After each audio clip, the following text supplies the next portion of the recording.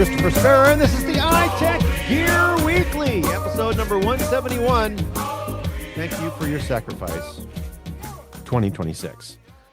Recorded live Sunday, May 24th, live from iTech 2026, live from iTechGear Central. As I said, this is Christopher Spera, the editor-in-chief here at the iTechGear.org, and then we've got a full crew, kids, and we're back here from what I would consider a brief hiatus.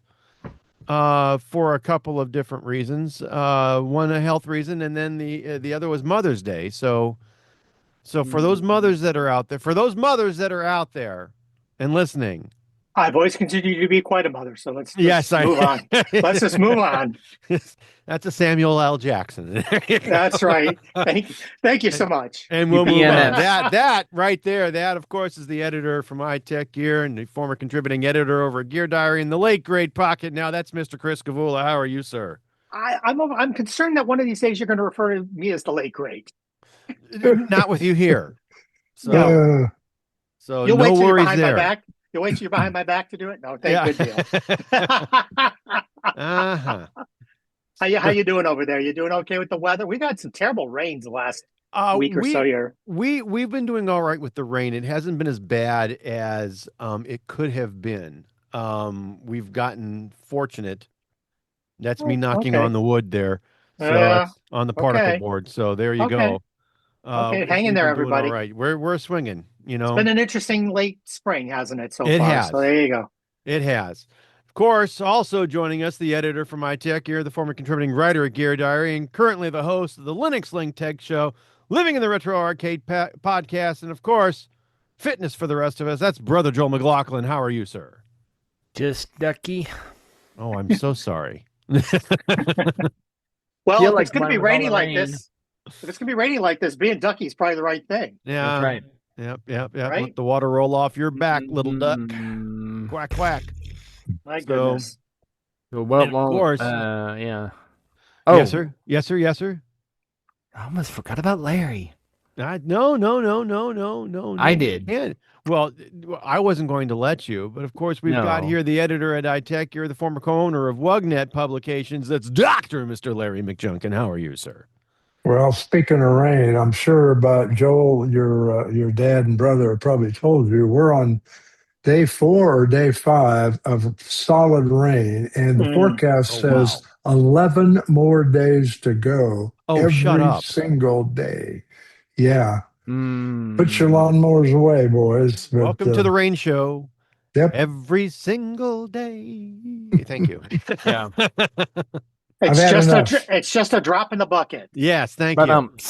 Thank you.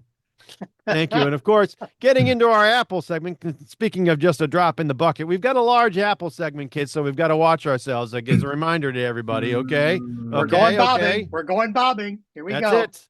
All right, here we go. Finally, and this, I think, this could be a good thing. This could be a good thing for all of us, and it could definitely be a good thing for Intel. But apparently, they and Apple have struck up a deal related to chip manufacturing, haven't they, Larry? Well, they have, and as I think about this story, I don't know whether to start at the back and work forward, but you know what? I think I will. Okay. Because this really needs to be said. It's not political, but it'll sound political.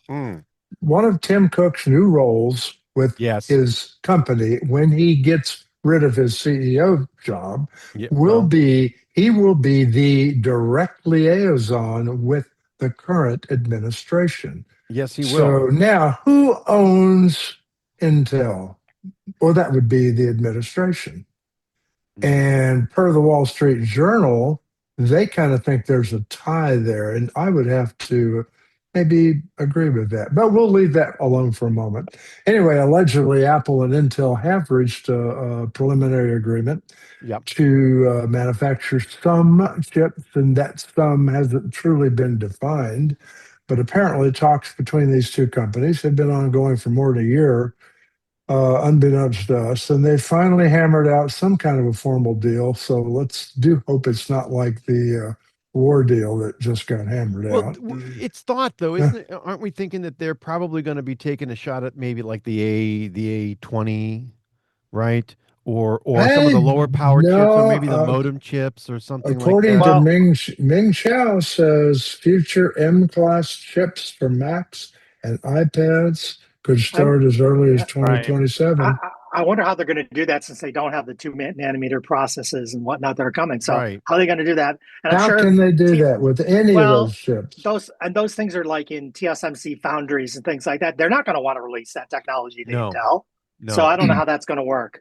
I not don't without mean, think some they're serious just hiding in NDAs the back and room at Intel. I mean, yeah, right. no. Fair enough. no, Well, we'll because see, it'll I guess. right. The No, I Federal because don't it'll Government. know, but and also Bloomberg reported that Apple was exploring other partnerships with Yeah. Intel and Samsung to diversify its chip production yeah. pipeline. Well, it's largely because So, they swallowed everything up from TMSA Yes. a year or two Yes. ago, and I think right, that's part of what probably led to some of the shortage that is being experienced industry wide. You Well, know, Nvidia has sucked up most of their production. That's yeah. really where it's going. Well, that well, So, too. where I was going at with the first part of that was beside the obvious competitive advantages of diversifying the chip production overall, Yeah. this Intel deal could bolster Apple's position relative to its, the government. Let's just call it that. well, Sure. it certainly won't hurt its political No, it won't positioning. hurt That's it. for sure. No. So we'll give them No. that. No, it won't. And if Tim had anything to do with putting some of that in place, I think that was a masterful step Well, again, he's the on supply his side part. guy. He's a supply side guy. So yeah, he knows how to play the supply side. Well, And that's what he's doing. I think also in working that with the government, because I think that's where the political side comes in. I know Hmm. I don't want to get too far down into that, but Yeah. if there is a political angle, that would definitely be the angle, right? Chris Gavula made a good point that Tim truly is a supply guy. Yep. I don't think, and as much as I revere all that Steve Jobs did, I don't think he could have handled the production, the mass production that's going on right now. I don't think No, so. no, I think he would No. have. Well, he would have lost He would have screamed, tore his hair out, and he would fired a have bunch of lost his mind people. all over everybody. Right. Yeah. All right. Mhm. Well, Um, he would have just handed it off because he knows it's not his thing. well, That's what he used to do. well, So hopefully after taking a whack at it, he'd yeah. go ahead and probably Yeah. do that. But Fair True, I do enough. true, think true, true. that whack would probably leave a couple of marks somewhere, you know. Yeah. Well, But that's usually the that's case just with me. him. That's just me, you know. Mhm. But this could be a good thing, as you said, for manufacturing in the United States. It could be a good thing elsewhere as well, to bring some much needed business. But hopefully it'll come here to the States. I'm prayerful that any additional manufacturing work and IT or tech work here in the States, I think is going to be a huge win for because I've to be honest, I've got a whole bunch of things that I'm bubbles that I want to go ahead and blow as far as a soapbox later on in a couple of us, maybe one or two stories that we've got later on. Um, so and it will be related to some things in the tech industry, obviously. So well, we'll we see. are going to be throwing some money into the economy, aren't we? We We are are. because Mhm. and what's really kind of cool about this next story is that Apple has agreed to pay iPhone users some $250 million for failing to deliver the AI Siri. Now, Larry, what's going on with this one here? Well, but first of all, $250 million is a lot of money. I know that. But divide 250 million by 4 trillion, and it suddenly becomes a drop in a bucket. Oh, So, yeah, you Apple won't has agreed to pay this amount. well, individual phone users will be lucky to see anywhere between 50 Right. And to it'll also $100. depend on which phone you had, how much you get. Sure, Cheap phones versus the Pro sure, Max. And anyway, absolutely. this proposed settlement would apply to every single person in the United States Yeah. who purchased all models of the iPhone 16 and the 15 Pro between June 10th, 2024, March 29th, 2025. For Okay. me, that's a total of 4 phones, but I'm not going to hold my breath. It could Mhm. be a couple of years before Oh, I'm this certain. thing resolved. It Were really they could. were they going to hit any of the iPad users as well? Because wouldn't that It affect them as doesn't. The well? article doesn't say that at all. Hmm. Interesting. Interesting. There. No, I would like to hope it that it is kind of would. interesting. Apple brought some AI powered features to iPhone 16 right after they released it. And then they told us they were going to, remember, they said we're going to delay the launch of its more personalized Siri, which Yeah. is now expected to arrive later this year. Yeah. But last April, Apple was sort of forced by the National Advertising Division to discontinue its available now claim, and they took Right. all those ads that we'd been watching and pulled them. Sure. I remember seeing that. Well, But they are not, I know we're citing an article from The Verge here, and The Verge contacted Apple, who immediately said, no, we're not talking. They never do though with these things. They really never do. Rarely. well, Yeah. yeah. Yeah. It's not their I guess spin we'll do usually. another one of those wait and see. Sure, Mhm. and it does say that it is a developing story, but well, and It will be. Yeah. yeah, it will be. So, and we will see what happens here. I would like to see um I would like to see something very definitive come from all of this. But to be very, very honest, when you're looking at, like you said, Larry, how many hundreds of millions of users, you know, you're looking at just a drop in the bucket Mm-hmm. for Yeah. for anybody that will have had a 15 Pro, 15 Pro Max and later, you know. So we'll see, but yeah. Okay. So, but Whatever. what's interesting, continuing on in our Apple segment, there's something very interesting that's happening. This is not the first type of AirDrop like application that we're going to talk about here in just a couple seconds that I've seen hit the market. We saw one earlier for Android, I think earlier this year or late last year, and now there's one here. That we saw from a company, and you saw this on PC World, Larry. We're calling it Goodbye AirDrop. What is all this about? Well, I think, that's not the truth. AirDrop's not going anywhere. We all know that. But Sure. what I found interesting about this article, it's fun. I mean, this product is fun to use. I've spent a lot of time with it. It's so simple. It's literally just brain dead simple to put every device you have. What it is, we all know AirDrop works great for Apple devices, but things get more complicated if you want to share files back and forth between a Windows PC on your own network, a MacBook, an Android, or a tablet Android, or an iPhone, or an iPad, maybe Uh-huh. even throw in a Linux machine. There's no common denominator in the AirDrop space that'll do that until now. And Yeah. while there's still a lot to be learned about it, I'm sure they're fleshing out all the details. But right now, it's certainly up and running. It's Right. that pair drop, PAIR drop instead of airdrop, but pairdrop.net. And Okay. it's simple, it's fun. It allows you to share the data across different platforms, the same network, Right. or even use the internet. And I could share something to one of you guys just instantly. So Chris brought up a good point earlier. We still don't know about the security, but they claim it uses WebRTC, which is 256 bit security. So I don't know. I mean, it could have Yeah. problems. It could But not. I don't but know. but but AI has already hacked the 256 code, so there you go. Oh, sure. Yeah. Yeah, so it's a Very, thing. very true. Yeah, I also this is a web app, which basically means you have to open it in a web Well, no, browser. no, Chris, it's not really a web app because it doesn't install on your machine I per understand. se.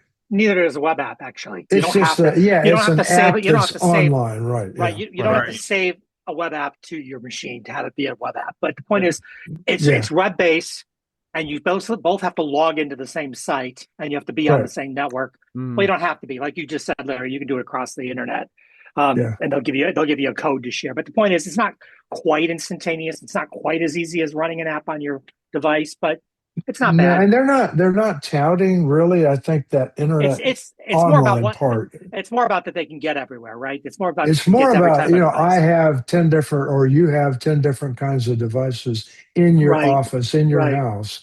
And how do you get files back and forth? That part, the Yeah, security issue goes away and it becomes more useful, I think. Right. If you're we'll doing it see. with yourself, then obviously, you don't Yeah, some of the security issues that we talked about, having a list of file names come across that yeah, website and then be known by the author yeah. of this particular app, We web application, and have access to those file names, right? Right. Whether not the files, but the file names, leaving some trace of and who something somewhere. who you sent it to, Right, because there's a paper trail of IP addresses you went to and from, and right, we right, see that even with VPNs, your local providers often know who and where you are anyway, even with Mhm. VPNs, all this kind of stuff. A lot of right, right, questions, right. but it's an interesting concept that they can It's get from right. anything to anything. It's baby steps or tippy toes, but Yeah, as opposed to a full footprint, i.e., the file itself, right? yeah. No, I think it's Um, an interesting I notion. mean, if they can make this work and make it secure, then having something like AirDrop for Yeah, everybody is a pretty good deal, I think. I would tend to agree. And the nice thing about this, as you says, that it works across Windows, Mac OS, Linux, and just about any Everything. any any distribution of Linux Yep. and mobile.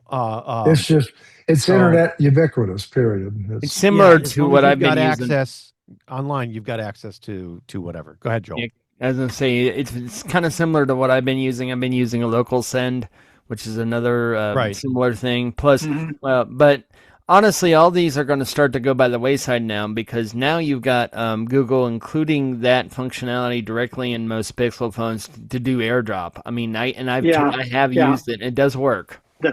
The quick share feature. Yes. Yeah. They definitely had added it. So that helps Android, but it doesn't help Windows or Linux No. or anything like that. And this will True. work across any of those. So I Right. get the idea. I think it's an interesting notion. I have Hmm. concerns about security of it, but interesting notion. Right. And It's just baby steps, Chris, like you said. It's baby yeah, steps. you're tippy toeing right. basically, in terms of or baby, as opposed to a baby stepping, if you will. Yeah. It's but you understand what I'm saying. Anyway, so and speaking of security, this Ah, this is an interesting thing that I saw earlier today, for the first time, and I wasn't sure if this was going to happen or not, but iOS 26.5.1 is going to be coming out to address a number of different bugs and security issues from Apple and this is going to be iOS 26.5.1, iPad OS 26.5.1, and I would expect that there would be a full gambit of 26.5.1s for the entire array of 26s, right? I don't think they're out yet, though, right? That release is not out yet. No, no, no, no, no. It's they are preparing this minor They update. should be soon. Yeah, they should be Right. soon. Gotcha. According to Apple Club via a post on X, formerly known as Twitter. And you know what's really interesting about X, as a brief aside? It's never going to be known as X. It's always going to be X, the site formerly known as Twitter. Right. That's Unfortunately, just, I get an image of birds with crossed out eyes, like somebody killed the bird. yeah. So, You so know, yeah. Yeah, that's what But it seems like to me. But there you go. yeah, we're just saying. Anyway, so there's no new features are expected here. This is really just a bug and security fix. Yeah. And I think the biggest complaint with 26.5.1 has been a very serious and severe hit to battery life and battery health. Oh, Um, and so, I think what's going to happen here is, that with 26.5. So 26.5.1 is going to come out in part to help address that performance mhm. optimization and that particular bug, if you will. So look for it. I don't know if it's actually going to hit a wide variety of folks on the beta channel, if you will, for Apple or not. I would probably expect it to be out within the next couple of weeks, Yeah. but I have Probably no before solid WW. information on that. I would At think this before time. WWDC, right? They're going to want to have Yeah. it done before Oh then. yeah. I would think. Yeah. So, So and that's just a couple of weeks away. So yeah. anyway, but so if you've got an issue with your battery on 26.5, if you've got an issue with some other sorts of problems or performance issues or whatever, not to worry here, kiddos. It's coming. They're cooking it. There So, you go. and Well, we'll there see you what go. happens. And speaking of cooking it, man, this next one, I love this. I Yeah. absolutely love this Isn't this because fascinating? it Well, is, we've been. because this takes me back to this takes me back to the Wallace Anderson days Oh yeah. of Back Oakland to, University well, back in the early to mid 80s. Um, Specifically, the Kansas City Public Schools, all right, are going to replace well over 30,000 Windows devices and Chromebooks with Apple devices. well, And we've isn't that certainly interesting? Love it. I love it. we've certainly been talking on this in this podcast for quite a while now, the last few weeks or last few months, I should say, about the Mhm. Neo and the impact that the Neo has had Yes. on the lower end Huge impact. of the PC and Chromebook market. Mm. And it has continued to have it. They cannot make enough of them to the point No, that they're making more chips now in order to be able to make more of these things. which is Because it was interesting. They're going back Yeah. and they're and obsoleted, quote unquote, no longer needs to be manufactured because we've moved past that chip, yeah, and they're going now back they're and making making them. more of them. So they're having, so the point is Kansas City Schools has now bought 30,000 devices. Now, whether they're all Neos or a mix of machines, we don't really know. This No. particular article doesn't But specify. they We have are to assume, Apple. They are Apple. but we have to assume that there's probably a large percentage of them are going to be Neos based on that being Yeah. the volume that they're buying at. Yeah. But it's just fascinating to me that they've decided that they're not going to Chromebooks. They're not going to Windows devices. And to be honest with you, right now, I don't think anybody wants to go to Chromebooks because they don't know what's happening with this Google book, which was, I'm going to call it a teaser. It's not really enough to call it a full announcement yet because we don't really have any product announcement. We just have man, kind of teaser honestly, kind of stuff. So nobody knows honestly, what's going on. Honestly, I don't know how much of a starter that Google device is. Seriously, simply because it might be. It might not be. You're right. And Well, the we only don't reason know. why I say that, because we don't know too much about it. We don't know what's going to happen, even after I/O, which we'll talk about in our mobile segment later in the show. Sure. We don't know a lot about the new OS. We don't know a lot about what this thing is going to cost. We don't have any idea of what it's going to be able to do, but you would expect it's going to be something similar to a Chromebook. You'd think so. And given that with a little better phone connectivity, a little better Android app running, right, a little bit right, better but these are coming directly, but those are coming directly from Google. All right. Yeah. And if you recall, any quote unquote Chromebook that came directly from Google was god awful expensive. All right. It was hugely approaching $1,000. And these have been touted as being premium devices that are coming. That's what they're saying. They're premium devices. Premium devices, and a premium device that's only got, somewhere in the neighborhood of around 32 to 64 gigabytes worth of storage on it, storage. All right. Well, storage, not necessarily RAM or processing power, but the long and the short, what the concern that I have here is I don't know how much it bothers me that everything is in the cloud. Everything that your data is nowhere on that machine, and if you don't, unless you've specifically saved it, because now Chrome OS does have the ability to save data locally, but it didn't. And you can hang, I believe you can hang drives off this, potentially off this, based on the teasers. Sure, we think are going to be able to do that. Anyway, but there's more. But to add to this, that's why I forget this is that Windows. And I don't want to turn this into a no. But I want to make it clear that on the Windows side of things, yeah, Intel has announced they're going to release a series of chips that will basically be, call them downscaled from their current Ultra series that are out now. Okay. So they're basically going to have fewer power cores, they're going to have fewer cores to basically to make them less expensive.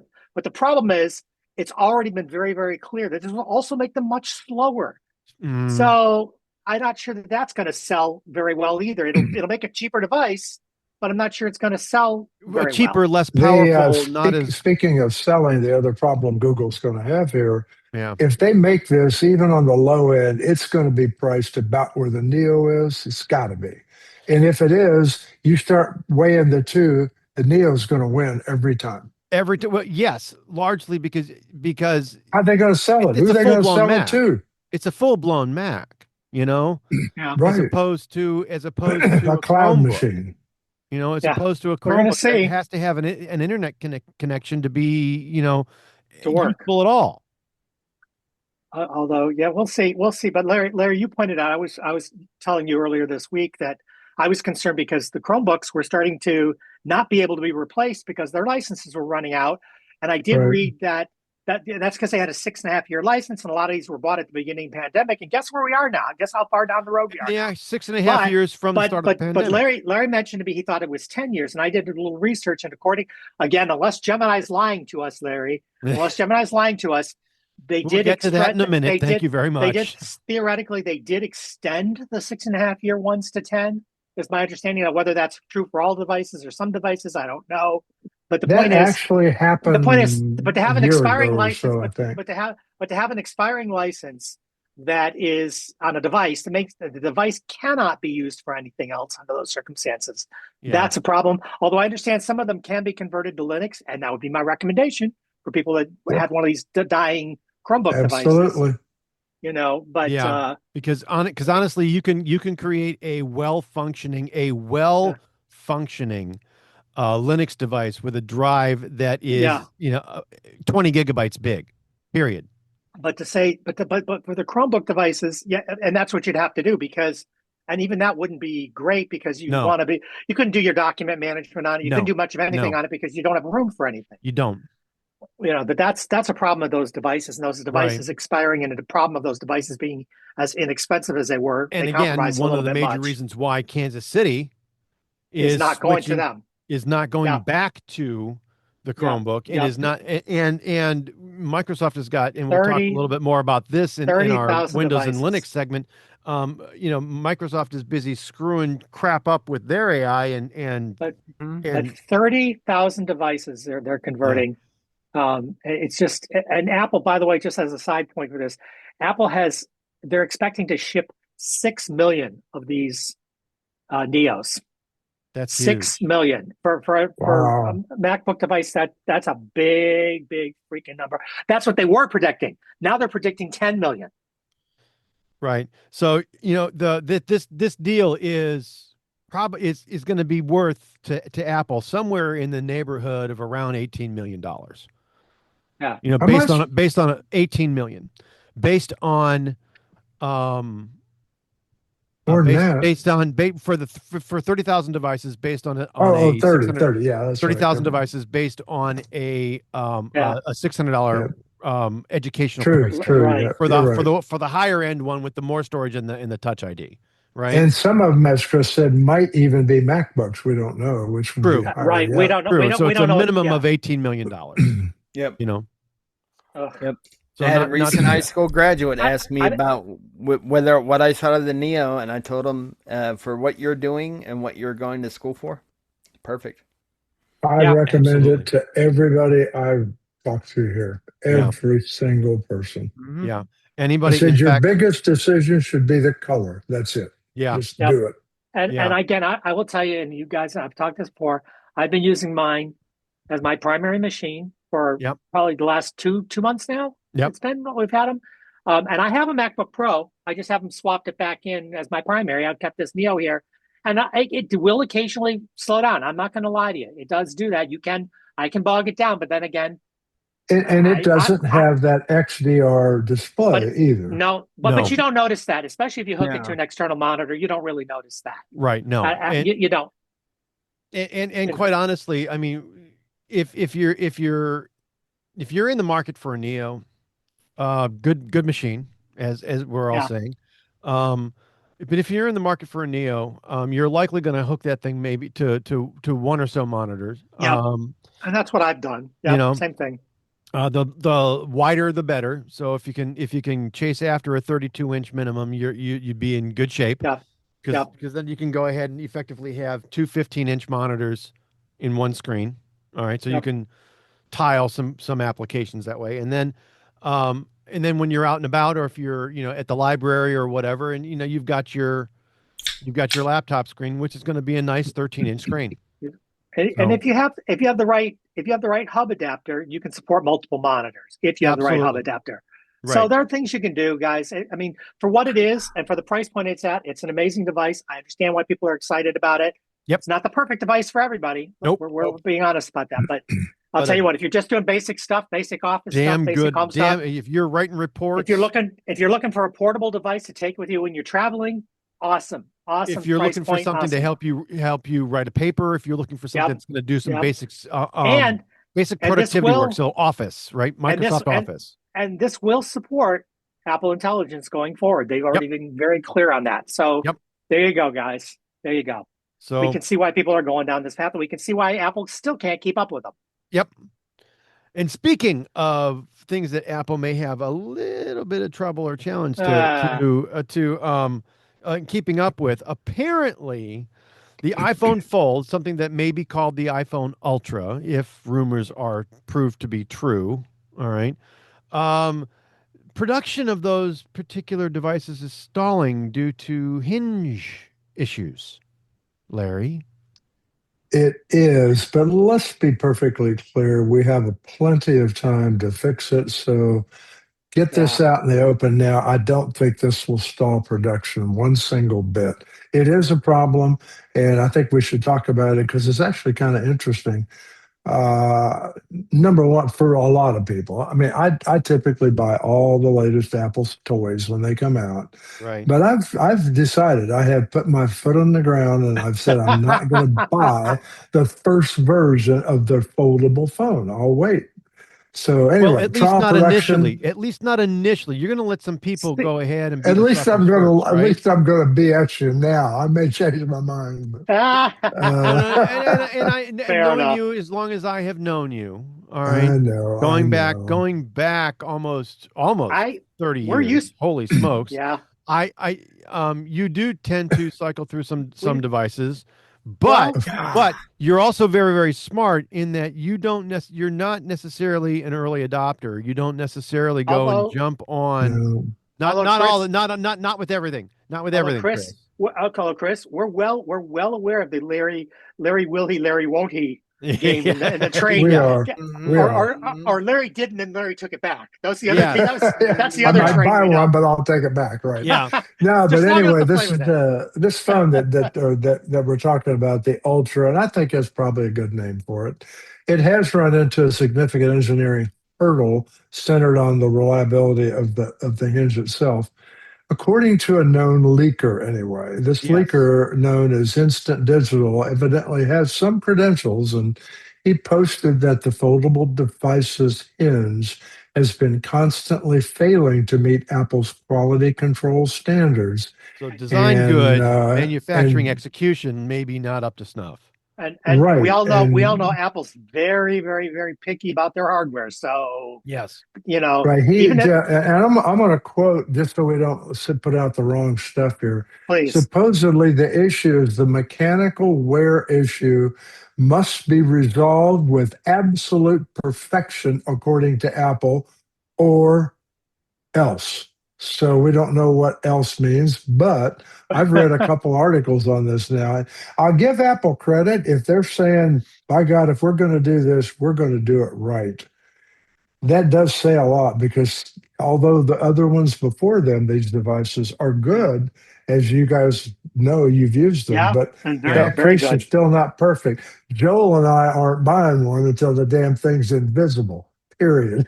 Well, and that's been the biggest criticism from us as far as foldable devices are concerned. Period. Well- It's been the hinge and the crease in the screen, right? That develops over time from open and close, right?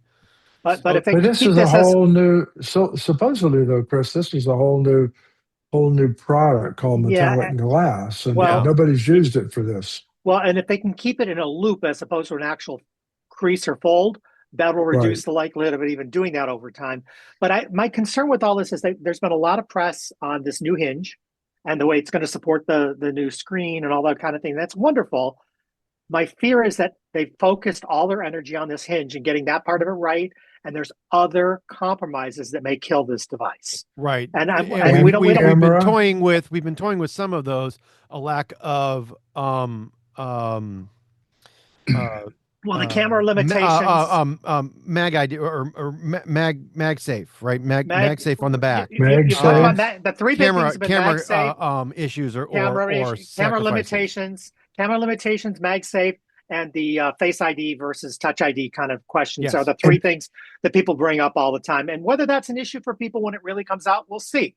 But they're worth considering. That you don't hear as much about what Apple's saying about those things as opposed to this hinge. You hear a lot about this hinge though.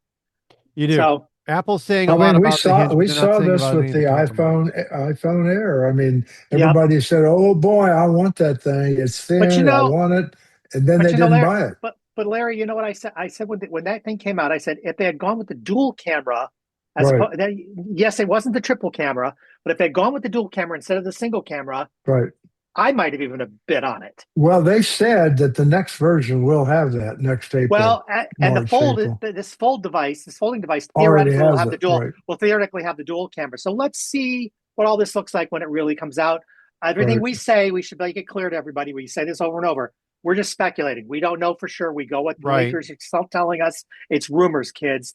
Let's stress that now. It's all And rumors it's still until it's out rumored. there. Just Was to it- go was it- ahead and was it, put a cherry Joel? on top of that. The rumored price is around $2,000. All right, Yeah. which would jive with Starting the price. with the starting price of $2,000, which would jive with. But Well, what's there's going on with some speaking others of cost. out there. Speaking of cost, though, Chris, Apple also said in the same supposed or alleged report that Yeah, it is. they are going to eliminate the crease, quote, regardless of cost. When somebody the size of Yeah. Apple says regardless of cost, my pocketbook's already starting to hurt. Oh no! Because its eyes are bleeding and it's But- whimpering Right. already. But to I mean, I'm paraphrase, not a product engineer, but I'm to telling you, I see a lot of paraphrase, dollar signs here. Yeah. well, it's true. But to paraphrase Joel, we don't know what we don't know until Skinny Timmy or John Yeah. gets on stage. What are we going to do with him? We got to I figure don't out know. a way to talk. We'll figure something out. Okay, but until either of them gets on stage and actually tells us something, Right. We're not we going to don't know. know for we don't We're know not for gonna sure. know. That's Right. right. So So, and that, kids, I think is the end of our Apple segment, and I'm going to go ahead and move us okay, to our AI segment. And it's this one is this is an interesting segment. I do want to start by saying, the title of this next story, Yes. Goodbye Chromecast. It's been nice. Hope Well, you find your no, paradise. no. You missed That's the the mobile segment. That's the mobile segment. Oh, it is, isn't it? Wow. You're jumping the gun here, kids. Oh All my right, gosh, so- I'm so excited. I don't I'm so want to talk about excited. AI either, to be honest. But Forgot AI. So, this first one is a leftover from did. probably a week or two ago, but I thought it was important enough that I wanted to go ahead and mention it. This first story in our AI segment is all about AI bots in meetings, and if you're having some level of meeting with your attorney, all right, and you're using an AI bot, and it wouldn't matter if it is on your phone or if it's in your part of your online meeting in Teams or Zoom or whatever it is that you're using, wouldn't matter. All right. But they're saying that AI bots in meetings may actually void attorney-client privilege. And that's, I think, a very, very interesting legal sort of question and issue.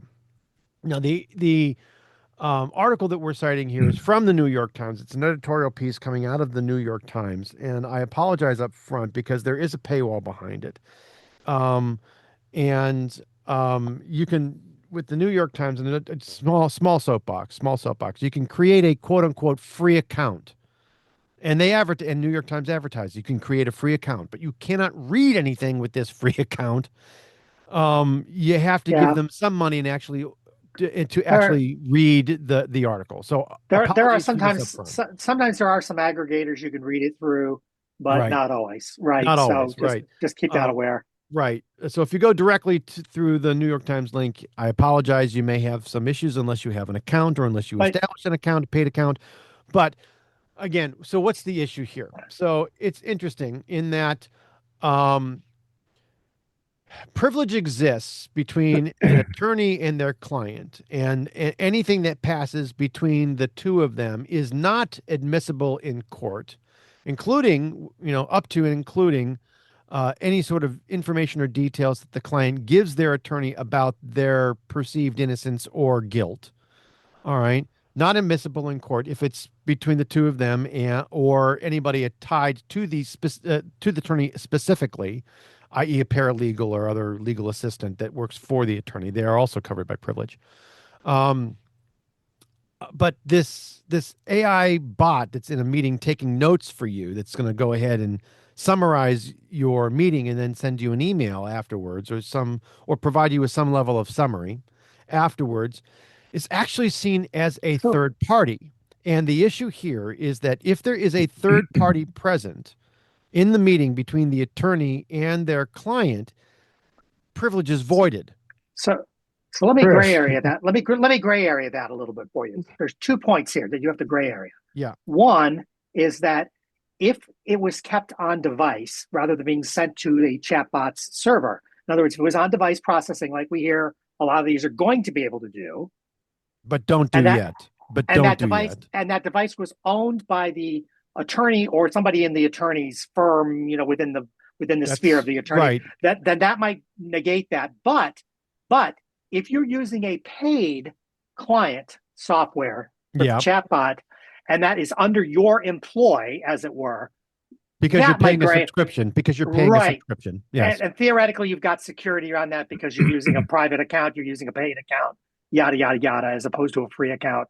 Right. That may put you into those. But that is a gray area that has yet to be. These are areas. That question has yet to be determined by the court. That's where I'm going at. This is going to, no matter how this slices up, this crap is going to end up going to court. There's no question. One way or the other. Absolutely. Chris Spera, to add some credence to what you're saying, one of the organizations that I volunteer for, I'm on their board. Yep. We have an attorney on that board, and the board for the nonprofit backs a business for profit, even though it's nonprofit. Yep. So bottom line was, our attorney said on the board, if you use the bot, it's okay if the Zoom call is just members of our organization. If you will not use the bot if there's an external party in that meeting. Well, that makes sense. Well, here's again. Well, any party. Well, here's the thing. All right. Here's the thing. Attorney-client privilege is voided in that particular meeting setup anyway, because you've got a third party. All right. Right. Somebody outside. It's a non-human that's recording and taking notes. Right. You've got somebody outside the board or the law firm that is being represented there by that attorney. All right. So privilege is voided in that instance anyways. All right. So basically that doesn't offer any protection. All right. Well, in not using the bot in that situation, simply because the privilege is already voided and it's already out in public use. We're in a situation where we purchased AI clients. We have a contract where we're purchasing licenses to use and all that kind of thing. And we've been told that we can, as employees of our company, we can upload corporate data to be operated upon by the chatbot because we're within the context of a contract. Right. They have a contractual obligation to protect our data, and so we can use their tool. So I wonder if this falls under those kinds of auspices I'm as well. certain that argument will be made. Sure, it would have to be. I'm certain that argument will be made and brought forth in any court proceedings that take place related to this. But the argument is going to be that AI bot represents a third party. It's got to go over a potentially unsecured network. Potentially. It's got to go over the internet. Yep. There may or may not be any kind of security Yeah. or VPN. Well, we've had that's those used we've had those there. conversations among our staff internally, going, Yeah, well, is this an encrypted connection or not? If it's right, not, then how can we send this data across that link? right, You know, are we in right. violation of our If customer there's agreements? any doubt, Yeah. Then the then answer is I would no. say, Yep. privilege is an And issue by the and way, a problem. I know in our company, our policy literally says is exactly that. If there's any doubt, just say no. Yeah, We yeah. basically tell, if you're not sure, ask our legal team, ask our HR team, or just say no. Those Or are our just say choices. no. And in lieu of not being able to get in touch with any of those folks, Yep. the answer You is just no. say no. Right. Don't Thank you, do it. Nancy. If you're not Thank you, sure, Nancy. just I appreciate you. hugs, not drugs. Yeah. But anyway, So turn off that note taker. It's violating my whatever. Yes. So there you go. But interestingly enough, that's the issue here, and it's a very interesting argument, and I expect to It see is. more on this in It the is. future. Don't know where or when, but I expect that there will be something that will hit the airwaves. But in this area. there's other reasons we're complaining about AI bots now, isn't there? Oh, this was absolutely awesome. This was a Isn't this wonderful awesome? little YouTube video that you found and that you shared, and I thought was absolutely interesting. This was, and this included some footage from a commencement speech that was recently given due did. to this being That's graduation funny. season. But AI criticism is on the rise. Is the title of this particular video, and I thought this was absolutely a hoot. This bordered on a hoot. All right, and this actually Yeah. was part of an ABC News broadcast. It's about a 4.5 4 minute video. Chris, what can you tell me about this particular video? Well, so the woman giving the commencement speech, I apologize, I forget what her title was, but she was involved in AI as part of her kind of history Right. here. She was like And some she sort was of a chief AI officer or something like that. and she's talking about how AI is going to transform everybody's lives, everybody's jobs. And as soon as she says this to this very large, look like a college commencement Yeah. exercise, the boo level drowned her out almost immediately. The booing going on, And and this next yeah. piece is what really, really blew my mind. Somebody who's in a position like she's supposed to be in, being like a chief AI officer or somebody who's responsible for AI implementations with clients. Yeah. And she basically kind of laughed it off like, oh, they don't really understand. They don't know. And she basically completely minimized and diminished well, the she concerns blew that these her people credibility had. Blew her credibility out of the water. She blew her credibility as an AI expert because, AI is going after two ends of jobs. If you're in the middle, level of experience, you've got some experience with AI and you've got some experience with the subject matter, you're in a good spot. All right. Yeah. You're in a trainable, usable spot to go forward with your career. All right. If you are a entry level person, or if you're a person with 20 plus years of experience, and maybe AI exposure or not a lot of AI exposure or no AI exposure, you folks at both ends of those of this picture, the newbies, the entry levels, and the overly experienced or the quote unquote overqualified, you're out of luck. One doesn't know, the other doesn't know what it thinks it knows. So. Right. Well, and it's and you don't have the skill sets. You have half the skill set you need. You don't have the other half of the skill set. You're done. At this point, without they don't want to train you. They don't want to take the time to train you. She forgets that she's speaking to basically, what is it, Gen Z? Entry level employees. Right? She's speaking to and these people are already against this because all they see it doing is hurting them right now. Yes. And she's basically, this is a person who doesn't know how to read the room. Clearly, she did not know how to read the room. Clearly not. And what's disappointing is that, again, the statistics on this thing look really bad for the generation that she was speaking to. It looks horrible for these people. And I will tell you, there's a follow-up video also, I think it was also from ABC News, where they interviewed this gentleman who just wrote a book about power at Stanford University. Yeah. And he was on the newspaper at Stanford and wrote this because he basically was talking about AI and the fact that there were two angles pushing current students. Basically, they were being shoved down from the top to use AI in their schooling, and professors are using it for their curriculum as part of their curriculum. So it's being shoved down their throat from that angle, yet they're constantly being accused of cheating with AI. And Stanford, in the meanwhile, is making a lot of money. Not just Stanford. They use Stanford as an example. Yep. Insert any high-level university at this point. Any university, period. It's happening across the board right now. Yes. And this generation feels very caught, trapped, and unhappy with this. And the sentiment is going further and further and further negative against AI and not wanting AI. The fear is growing. The unhappiness is growing. Yes. And yet here we are. And the corporate leaders who are pushing this thing and making lots of money on it, which, by the way, the projects are not making money. These AI projects are not making money, and they're not giving their returns like they're supposed to. No. And yet there's sort of this corporate CEOs silo. and executives are making money by implementing AI in the organization simply because they're saving money on the hires, on the human capital. All right. But then they're having to turn around and hire some of these people back because they're finding that they're not getting what they wanted out of the AI projects. The problem is that they've got folks. You've got an AI that a willful and belligerent AI potentially who will go ahead and make changes, and in 9 seconds can absolutely destroy your business, Pocket OS. All right. Well, we've seen that, right? All right. We talked about that at the last show. Yeah. All right. Yeah. In episode number 170, where Pocket OS was a company that had their entire business destroyed in 9 seconds. No, not Pocket OS. A client of Pocket OS had their stuff. Right. Pocket OS was the integrator.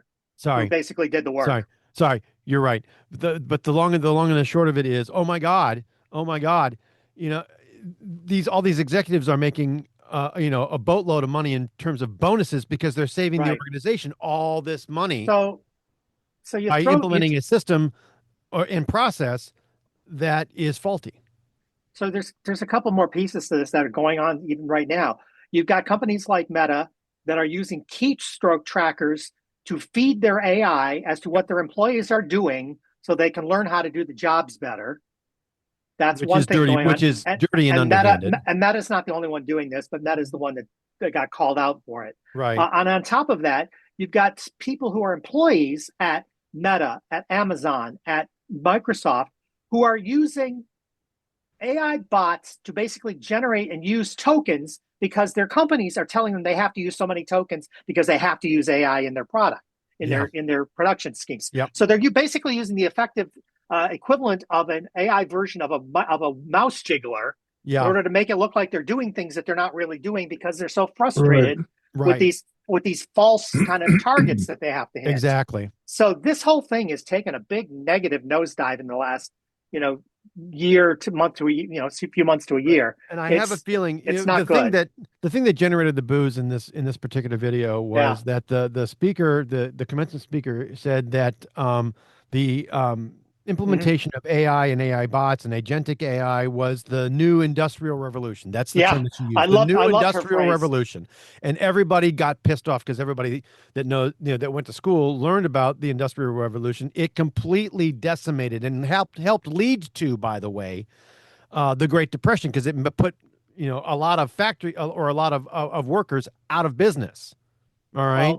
Well, it hired child labor, and we had to put child labor laws in to solve that those too. problems. But there were a whole lot of negatives that led to the rise of unionization because workers were treated so badly. I mean, there was just a lot of horrible negatives that came out of it. Yeah. Right. I think go ahead. The bottom line may be Gen Z and all their pushback might be a good thing. That might be the impetus that we need to stop this BS. Agreed. I think that there are laws, or at least President Trump is supposed to be on the verge, if he hasn't already done it, he's supposed to be on the verge of releasing an executive order that outlines a voluntary governance program for the implementation of AI within the United States. There are some changes that I would like to see to this. Number one, it does not need to be voluntary. It needs to be mandatory. All businesses need to go ahead and jump onto whatever is actually implemented. It needs to be mandatory. I don't think this is any different than what the previous generation. The previous administration also came out with some sort of a voluntary. It had a whole Yeah. bunch of It had a lot of provisions. I know of it did, but gumming that was going on, but absolutely no teeth. All right, a yeah. number Well, of this different won't either. requirements, but no teeth. All right, Yeah, this won't no way either. to enforce any of it. And the way that this is shaping up, it's not going to work. AI regulation is not going to work unless it has teeth. Yeah. Period. Right. So it needs to Right. be mandatory, and it needs to have some level of oversight, and it needs to have some level of consequences and penalties, and it needs And to protect the American worker. Period. But Chris, I hear where you're coming from, and I don't disagree with you conceptually, but I think you're wrong in trying to make it mandatory. The reason you're bordering on free speech, same principle. You can't No. do that. No, You no, can't. it's not. This has Bullshit. nothing to do with. This is not First Amendment related issues at Well, all. I'm not. Not at I'm all. saying it's bordering. It's bordering. No, it's not. It's not. It's not even amendment adjacent. But All right, but it's not there even was a Bill of Rights reason why adjacent the here. previous and the current administration are trying to make it voluntary. And They're wanting to make it voluntary, and it was really interesting. Chris the world Chris will Gavula said revolt this. if they Chris make it Gavula, I think, said mandatory. this earlier. did I? Yeah, well, in a text or an email between the group outside of the show and before pre-show, there were a lot of technology or at least telecommunications related standards that were put in place, not because they were required or they were regulated, but at least initially, but because AT&T put those standards in Oh, place yeah. and everybody jumped on those and said, you know what, that's a good standard. We're going to adopt that too. And that's what's the hope is here with these AI regulations. Everyone is hoping that companies are going to read these things and go, you know what? That's a great idea. We should Yeah. do that too and make it a requirement for our organization. Jump on, and then they're hoping that they can start, turn this ripple into a wave, and then have everybody Yeah. else jump on. Now, I do Not gonna believe happen. the mandatory part of that can be put in force per company on a company level. So I agree with you what company you're for saying company, now. but that's also I just that's a don't think our voluntary. government is even in a position to do any of this crap. I think Whichever it needs to government be. it is. I think it needs to be legislation, and I would like to see the current administration take a whack at it, because I don't truly know. believe, at least hopefully, I- whoever wins the Yeah. the next blue or red wave in the midterms this We'll see what November, they do. they need to go ahead and push this thing forward. I don't think it's going to happen, not with the current administration. And I say this because this is the administration that asked AI vendors to tear down walls and boundaries in order to satisfy the Pentagon. So I don't see this happening. I understand. With this group. I understand the issue. I don't see it happening. The issue here, though, is that there's going to be hundreds of thousands of additional workers out of jobs. Sure. All right. No, it'll happen. You're right. It'll happen. Hundreds of thousands of people out of work. The unemployment rates are going to skyrocket. All right. They already are. They already are because of things that have been taken and it's going to and for those people that are out of work now, hello. All right. Yeah. That that may be running out of unemployment. Hello. Hello. Right. They aren't going to be able to jump on any sort of additional unemployment or additional sort of government assistance because they are going to be out of work. All right. And they won't qualify. The issue and problem that you've got here is that there are hundreds of thousands of people that are currently out of work that have been directly impacted by the implementation of AI. Yeah. And it's unregulated use. And to be very, very honest, unless something happens to actually either reemploy or redeploy those workers back into they're never going to get off of. Again, but this is exactly why, if you look at the Google search results, up high on the list, like in the top 100 all the time right now, probably Gen Z. What jobs can I secure now I was just going to say that aren't affected by AI? Yeah. If you look at the end results, and you raised the question earlier, the statement earlier, Chris, that this happened during the Industrial Revolution as well. Yeah. Ending kind of in the Great Depression. But really, the only two things that took us out of the Great Depression were worker retraining and a world war. That's what took us out of those things. So guess what? I don't see this government doing anything that's going to happen that's going to fix this problem in anything. Unless you have a global happening like that. or you need something like a lot of you need to put a lot of money into worker retraining or something, which is Yes. what they're not doing. So making things rules mandatory isn't going to do it. You're going to have to put money into retraining because that's what needs to happen. I think because those part of jobs this, are not I think coming back. part of the program should be part of the legislation and executive order should be create the retraining program, create the great retraining. I just don't. I don't programs. see us restricting jobs. I don't think jobs are going to. I don't think they're going to. You're going to lose them one way or another. They're done. I mean, it's already done. Well, those You're gonna have no, I'm retraining saying is what you those gotta jobs do. are those jobs that are being eliminated are in Yeah, they're fact done. being eliminated for probably a good reason. However, all right, you need to do something with the workers. You can't just say thank you very much. I agree. You know, you're done. It's got to be a retraining thing because I don't see anything else doing it. I agree, And I don't think what I putting would any like to restrictions see, is what I gonna would do it. like to see is as part of all of this, you can't go ahead and jump on the AI wagon train without either A, retraining your workforce, or Yep. B, contributing to the government programs that are going to go ahead and retrain everyone. Yeah, that's what we got to do is retrain people. And the bigger question before we can do that is, what are we going to do? Retrain them to do? That's what we got to figure out. That's the problem. And we got to figure that out. And we're still in transition, so we don't know what that is yet. Well, that's the problem. But what is there any better time to figure part of that out than now? Well, I was just going to say that's a very good phrase. Part of it. We can probably get it partly going toward the right direction. I don't think we don't fully know where we're going with this yet. It won't be a final answer where we lock that in and go ahead. We need to lean them toward that. Yes. And we have to be very careful because the last time we tried to do something like this, we were giving out money. Was a lot of fraud. And actually, it's this administration, which was in place at that time, made a lot of mistakes in regulating and guaranteeing. We have to be more careful. Right. We're going to give out money for these kind of programs. Make sure there really are real programs. Agree. No, and that there are in fact real people that are enrolling, and actually and they are in fact American citizens and not necessarily people that have come over and are trying to take advantage of that government program so that they can go ahead and get a job either back in their own country or take a job from an actual person that is actually, that A, retraining is meant for, and B, that targeted job is actually meant for. But that's just me. So anyway, it's really very, very interesting, though, that all of this is going down. We may not see anything that actually comes out of all of this. But man, something needs to happen. Something needs to happen. There are a lot of folks, myself included, that are out of work right now, negatively impacted by the implementation of AI. I'm on the obviously on the older worker spectrum here, simply because of my, obviously my age and my level of experience. People don't want to, but something has to happen. And just because you're older doesn't mean that you aren't trainable.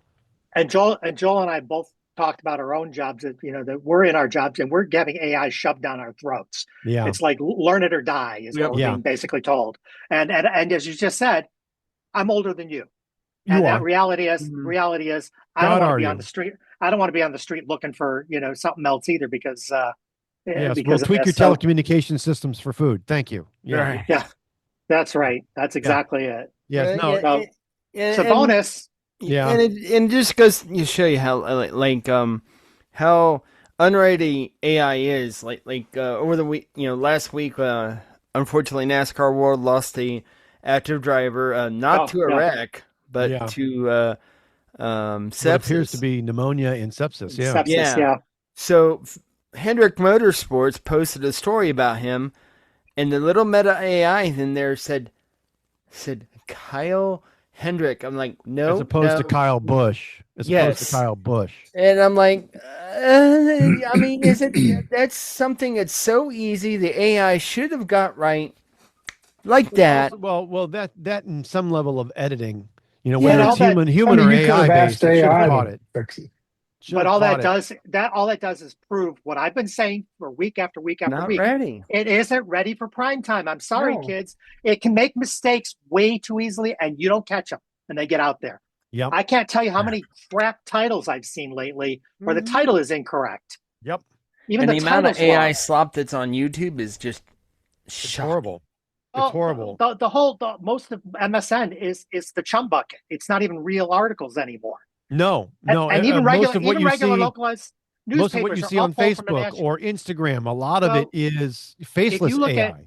If you look at all these localized newspaper that have now newspaper websites, but even printed newspapers that are coming out, it's generated nationally now in a slop bucket. It's a slop bucket. It's not even general news anymore. So here we go. It's horrible. So AI criticism. Let's stop frustrating ourselves. Let's stop frustrating ourselves. AI criticism, bad. All right. Yeah. Needed guidelines and work needed. Good. So I'm going to go ahead and move us to our mobile segment. I think so. And this is now, Chris, now you can get excited about this. Yes. I want to get excited. I said goodbye Chromecast. It's been nice. Hope you find your paradise. Joel, what's going on here with Chromecast? Yeah. So, the initial story 9 to 5 Google put out was then updated after they first put it out that they were ending updates for pretty much the whole entire line of the Chromecast device. And there was issues causing first-gen Chromecast devices to fail. And then an update was, Google is not ending critical security updates for Chromecast. In a statement, the company explained how the support article update incorrectly indicated depreciation of software for legacy Chromecast devices. Now, it is important to note, you can't buy a straight Chromecast device anymore. Yeah. I mean, you can go buy the Google TV streamer, which comes with a remote, which is completely different than the Chromecast device. It's closer to the Apple TV device, right? Correct. The Google TV streamer. Correct. The Chromecast with Google TV. Yeah. Right. Well, and basically, you can still do Chromecasting to that, and there are other ways. Like, for example, my Roku TV looks like a Chromecast. Yeah. And it doesn't have a Chromecast attached to it. So it's more or less a standard that's being built into many different software packages out there now. Yeah. Kind of. So the original Chromecast, the Chromecast 2nd Gen, the Chromecast Audio, the Chromecast Ultra, and the Chromecast 3rd Gen are probably, you can't buy anymore. All of those. None of them. All right. So those 5 devices you can't get anymore. The only one that you can get, like you said, Joel, is the Chromecast with Google TV, and that's from 2022. All right. So it's interesting. All right. When all of these came around, because the Chromecast 2nd Gen was from 2020, and even the Chromecast the 3rd Gen. All right. Its window closed in 2023. All right. So interesting that they've only got one device left at this point. So, but the story changed. But after the story came out, it changed a little bit, right? So, what was the change that was made? That they're still making updates. Well, there's still the critical security updates is the only thing that's coming out for all of these devices, even the ones I said that you couldn't even buy anymore. Did they say how long they would keep doing that? Did the update say? I don't think that they put a time frame. Okay, fair enough. All right. The Chromecast page in and of itself, the web page hasn't been updated since November of last year. Right. All right. 25.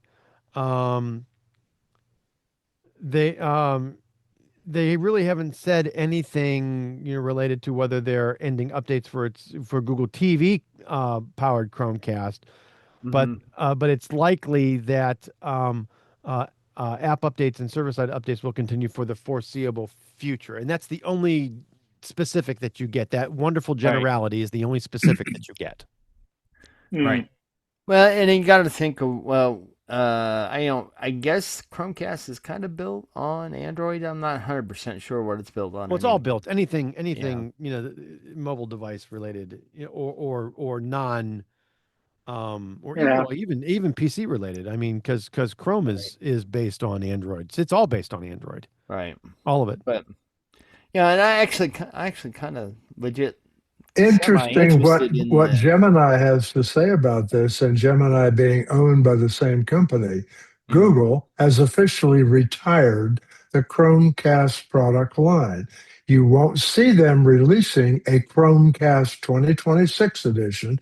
However, it has shifted its entire focus now to the premium set-top box, the Google Yes. TV Google streamer, right? and they're moving totally away from the cheap behind the TV dongle.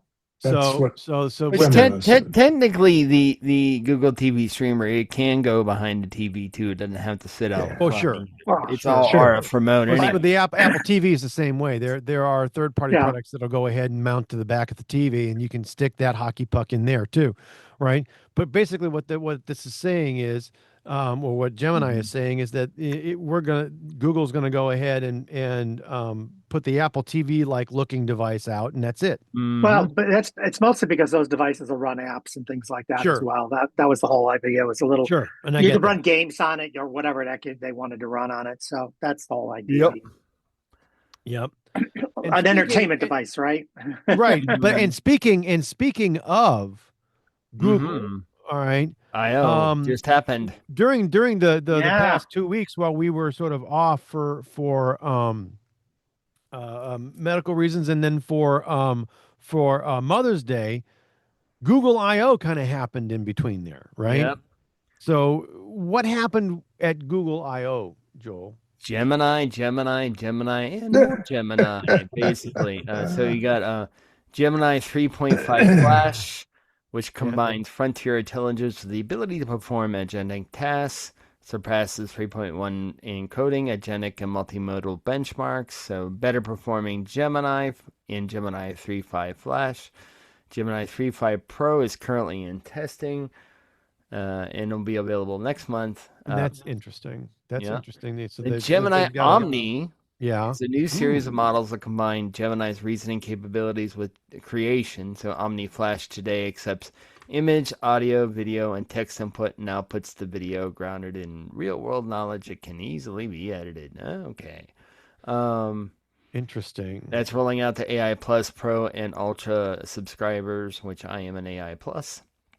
Google Flow and Google Flow Music are now available as mobile apps. Flow app is available on Android in beta and iOS coming soon. Flow Music is only available in iOS with Android coming soon. So what is Google Flow and Flow Music? What is that? So, like, for example, you can feed Google Flow some images and some prompts, and it'll make a video. A music video from. Yeah. I thought that was the Omni product that was doing that. Well, this is part of Omni. Yeah. Okay. Yeah, Flow and I Flow got Music you. are part of I Omni. get you. I get you. Sorry, that's all part of Omni. Got it. Yeah, right. Got it. So what you should be able to do then is throw some stuff at it, and it'll create a quote unquote original song, and it will create a music video for it. Yep. Okay. Yep. Then the What next. I find interesting is looking back in the last hour, all the negativity we've talked about AI, and now we have the top 5 makers of AI Mhm. totally oblivious to these problems. They're moving forward like nothing ever happened. Yeah, well, yes Well, and no. Where is 'cause here's this some disconnect? Well, Where there's is some it? good stuff coming here as part of this stuff. SynthID has verification and detection expanded beyond the Gemini app and search in Chrome. That's detecting AI. C2PA content credentials lets you check if content is an unaltered original from a camera. Well, but So- here's the thing with that, Joel. So, but Yeah. what they were saying is, and I was reading this as part of the Omni description as well. Right. These tools are supposed to help you detect AI stuff, but only if everybody agrees to the standards for what will flag it. And Right. if everybody doesn't agree to it, it ain't going to work. And they only had a very small list of people agreeing to it right now. Right. So it And doesn't based work. on It doesn't based work on when what we it just doesn't talked work. about in the AI segment related to government standards coming about, it ain't necessarily going to happen anytime Well, soon. and so the point is, if somebody really has, we'll call it nefarious ideas, they really want to putting out, fake dark web images or whatever they're going to put out there, they're not going to comply. No. They're not. Yeah, they're going to do it anyway. This isn't going to help us with that. But AI So AI is a bit two-faced, guys. Ask it, try this, Right. just try it sometime later on. Ask it Mhm. to write a 500-word article on anything you want it to write it about.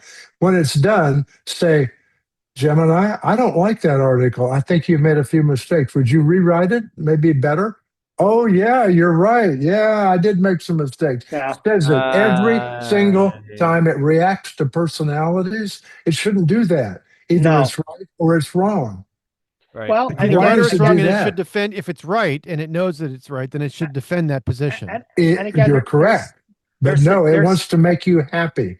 I've there's read that about that. It there's always been wants that to make you Among other happy. things. So let's yeah, continue because there's a lot to yeah, cover here. please go for it. The Gemini app also is changing its app design language called Neural Expressive. New design language of fluid animations, vibrant colors, haptic feedback, and new typography. That's already started. The app's already available. I already have it. It's rolling out to Android, iOS, and the web. And Gemini Spark is your new personal agent that takes actions on your behalf to navigate your digital life. Examples it gives are Spark represents a, well, let's see, hold on, these aren't examples. The Spark represents a big shift for Gemini, transforming it from an assistant that can answer your questions into an active partner that does real work on your behalf. Don't know if Yeah, I like okay. that. It integrates with Gmail, Docs, and other Google Workspace apps before expanding to other third-party tools via MCP over the summer. Gemini Spark will be available next week to AI Ultra subscribers, which I am not one of those. It has the Daily Brief. I have my beef with the Daily Brief because I got the first one the other day, and it gave me there was an email that I'm not going to get into too much here about me paying twice for YouTube Premium. And it comes down at Google One, which is how you pay for Gemini, is including YouTube Premium Lite, which basically you get all the ad-free stuff and the background stuff in YouTube Premium, but then you get ads on YouTube Music. Makes me not happy because I said, "Oh, let's fix that," and I fixed it until I figured out the problem. Yeah. But so the Daily Brief, it's got issues. Maybe not so much. Yeah. Yeah, you'd think they would do better at all being under the Google slash Meta. Sorry, not Meta, the Google Right. slash Alphabet umbrella. So But they're also changing from daily prompt limits to a compute use model that factors the complexity of your Sarah. prompt, features you use, and length of your chat. Yeah. Limits refresh every 5 hours until you reach your weekly limit, which I'm not sure what that is yet. Google says this is a better way to allocate limits because a simple text prompt uses far less compute than complex video or coding prompt. AI Ultra now starts at $100 per month with a 5 times higher Gemini app usage limits than AI Pro, which AI Pro is technically what I have. okay, The previous $250 plan is now $200 with the exact same capabilities as before. Google Search. yeah, what a bargain! Only $200 a month. Woohoo! Right. Google Search now has an AI mode that is now powered by Gemini 3.5 Flash. New intelligent search box expands the more you type in a reflection to how people have used longer and more conversational queries. Okay. AI-powered query suggestions go beyond autocomplete, anticipating your intent. New information agents work in the background 24/7 to keep you updated on whatever matters most to you. Okay. So this, all right. So this is speaking towards agents, and you can have a running task that will say, every morning, give me, my schedule and the news, and give me these kinds of information in my inbox first thing in the morning, right? Whatever that is. All right.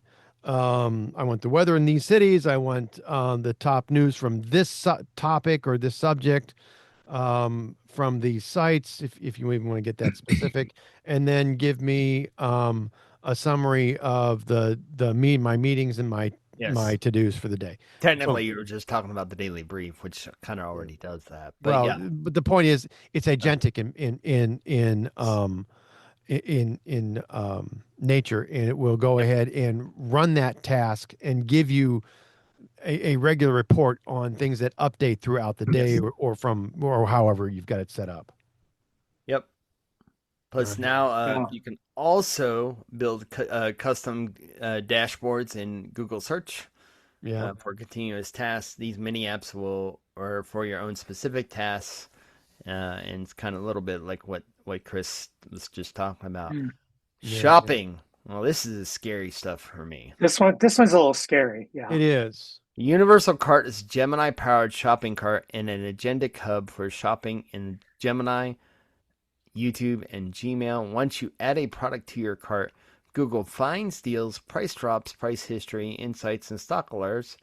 Say you're building your first custom PC and a few parts from several retailers in your cart.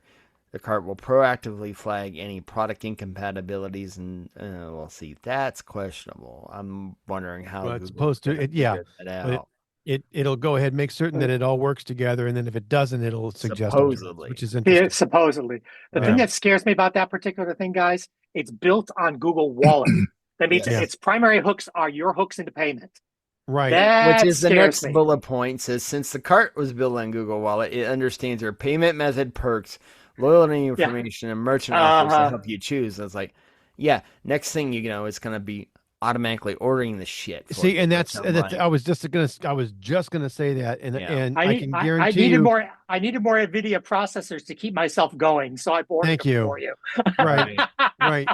You're gonna Tell me- have the ability, but as an example, Amazon does things with subscriptions. You can put things like Yeah. groceries or deodorants or Mhm. But that's not agentic. You feel like you're in no, that's control not of that. agentic, but it can be part of an agentic thing. Here I'm going to go ahead. It I'm going to could be. stick this in my cart, Mm-hmm. and it's going to go ahead and order this product for me every X weeks, every X months. All right. And all of a sudden, you see the charges hit your account, and then you go ahead and wonder, where the hell did that come from, and why is this thing ordering Yeah. these yogurt covered raisins for me? I thought I killed that a while ago, and now all of a sudden you get this big shipment that's stuck on your door. Because Gemini likes yogurt. Apparently.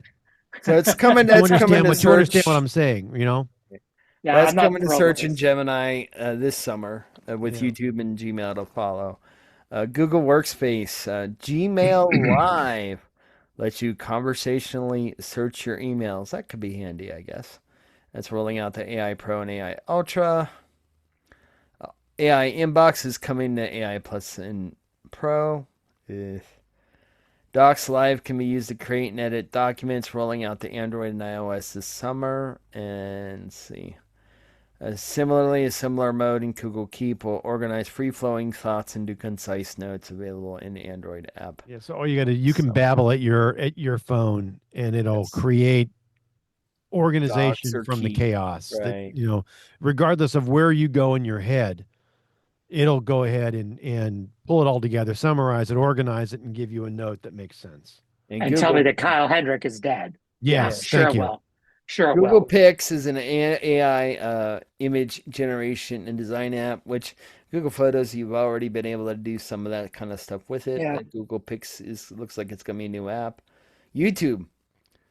Ask YouTube can handle complex search queries and follow-ups. That's with Gemini and that, Bring you relevant videos across the entire platform, so that you can, and get you watching a channel that you had no idea was even out there. It's called Google Pics. So Google, shut up. And that's Hey, an example Google, of the shut stuff it up. does. There you go. Thank you. anyway. So Gemini Omni is available in YouTube Shorts and Remix and Create app, so you can use Omni to do your YouTube Shorts if you're into that. This is interesting because it sounds like Google's going back into the glasses thing with Android XR, which there's been rumors that this is going to happen for a while. There are new form factors as augmented reality. Well, they've already in been the- feeding Samsung and others with XR, so I'm Well, not surprised. Intelligent eyewear. First audio glasses are coming this fall. Hardware is made by Samsung and Qualcomm. with Mhm. externals designed by Gentle Monster and Warby Parker. Right, but the idea here So- is that you can go ahead and have your instead of They're- wearing your glasses and a that you have to have to drive and a pair of AirPods, Yes. your glasses will now do the audio through bone induction. So Yeah. that's awesome. So Well, yeah, it's still going to be glass hole phase 2. So. yeah, and True. it's their version of the Meta glasses, so they have cameras in Yep. them. So yeah. Yep. That's awesome. Yep. Not. Android Halo. Sorry, Ooh. Cortana. What happened to you? Anyway, Mhm. at advanced visibility into what your agent is working on at any given time with the subtle communication at the top of your phone screen. So this is going to be a deal at the top of your phone screen. Yay. So, all right. So, any agents that you have running that run 24/7 that, like the Daily Brief or something similar, right? We'll go ahead and you can get an update on what's going on at the top of Right. your phone. Yep. With the okay. So, and I don't know if it's a part of it, but Google also recently released their new Fit Air, which is basically a competitor to the what's the other band? Fitbit. Well, no, they own They Fitbit. they own it. I know they own Fitbit, there's but the whole Whoop, idea the is Whoop band. Oh, okay. It's very similar to the Whoop band, and it's a very thin device, no screen. And basically, it's kind of a little bit of like a return to what Fitbit originally was when you think about it, because right. Fitbit But was just little this tiny was device. interesting. This was all about AI and more importantly, agentic AI. Yes. So that you can go ahead and create tasks and have it do this stuff for you all the time, every day out loud in the background, and then give you results as it completes them, right? Yep. As it On completes Halo, tasks yes. for the period that you have it running. Right. Something that runs daily, you'll get a new update daily. All right. Yep. Whenever that time that you choose is. You get something weekly, et cetera, et cetera. Get something monthly, et cetera, et cetera. So but the idea here is that most of this was all agentic AI, it's AI based, all of it, and then most of it agentic AI. I got to tell you though, their naming conventions suck. At the end of hearing all this, I still don't know what. Well, Yeah. half the problem is you don't know the difference between Google You AI tell me- Ultra yeah. and Google AI. I mean, I've got, but it's not even that. There's things like, okay, this thing's called Google Halo. This thing's called Google Omni. This thing's called yeah, that's Google what I was Flash. thinking. Yeah. What's the What the difference hell does between all the- Omni and Halo and the names Omni don't tell and me Ultra anything. and Right, you the have no names idea. don't tell me anything about what it is. No. Not a damn thing. It reminds me of the old Intel naming structures Well, that don't tell me Pro- anything about what I'm getting. Well, the Yeah. thing is Pro and Ultra are basically the different levels of what you pay for. So No, I that's get- all I- that is. So I get that, but what I'm saying is these names. How do I know Yeah. what's better? What's better, Pro or Ultra? How do I know? Yeah. How do I know that? The point is, it Ultra doesn't really is tell better. me, but it doesn't Says tell you. me that in the name. Right. Is my Says point. you. Yes. You got to have Is it? somebody tell you that. It doesn't say it in the name. Ultra I wanna gives see you it in the more name. than Pro. That's all you I- need to know. So I want to see it. I want, but these other features, names don't mean Yeah. anything. this No. is true. Give me names that mean something. Yeah, and it's and then Spark is also part of Flash, and it's like, what the hell? And Right. the other sad thing is you can't get the Ultra upgrade unless you do it with your personal Gmail account. Don't try and do it with Workspace. Right. I couldn't do it. With Interesting. Workspace, you have to go ahead and actually. They want you to buy it's gotta be everything. activated and subscribed to through Workspace. They want right. Well, even if I own the Workspace like you Yes. do yours, Chris. Yes. No, it's still a company in their eyes. It's not Yes. yours. Right. It's, Gotcha. Okay. Well, there's some fun. So that's awesome, and that is our mobile segment. Oh And my. and Much of it wasn't mobile, but oops. well, Anyway. actually, most all of it was.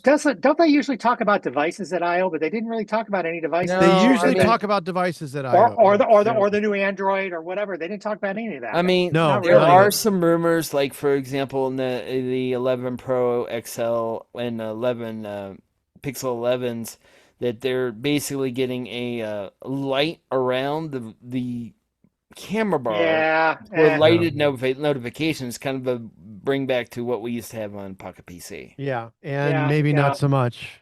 with all of that. Anyway, so that's our mobile Yeah, segment, that's and I'm about going to go ahead indulging. and I'm going to move us into our Windows and Linux segment, but I'm going to do that right after this brief message. But Hi. This is Christopher Spera from iTechGear.org. I wanted to talk with you today about becoming a contributing donor to the site. iTechGear.org has been around for almost 15 years. In fact, our anniversary is just around the corner on January 10th, 2025. 15 years. Where has the time gone? I mean, I've never really asked for any kind of donations for the site.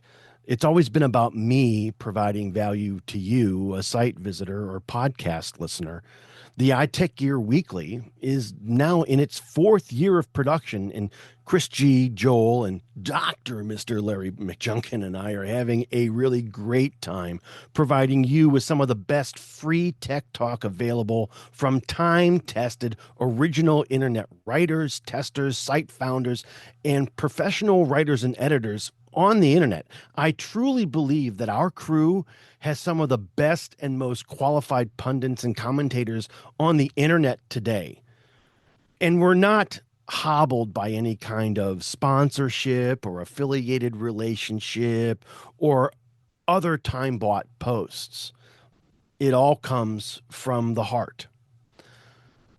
Unfortunately, times are kind of tough. And since the COVID-19 pandemic of 2020 to 2023, yes, almost 3 full years, times have become increasingly difficult for small independent sites like iTechGear.org to stay afloat. You know, I normally do this with a portion of the salary I make from the day job, but with the IT market so tight right now, it's really difficult sometimes for many to make normal household ends meet, let alone fund a site like iTechGear that might decide to bring in a buck or two. You know, it ain't easy. If you find any of our content on iTechGear or from ITGW to be of any value at all, I would seriously appreciate you donating as little as just $1 to the cause. While we do have a Patreon site, it's hard to keep one website up, let alone two. And since it's really only me doing the work, our Patreon site hasn't really helped us at all. If you can make a donation to the site or to the show of any amount, I'd be forever grateful. All donations will go to site maintenance, hosting, podcast hosting, and everything iTechGear related. Donations can be made to my PayPal account at chris@itechgear.org. Make a donation. We'll thank you immediately on the next ITGW episode and voice our gratitude. I want to thank you. We appreciate your consideration, time, and attention. Now let's get back to the latest iTechGear Weekly episode. And welcome back to the iTechGear Weekly, episode number 171. Thank you for your sacrifice. 2026. Boy, I can't, you know, I'm just going to take a brief moment and I for those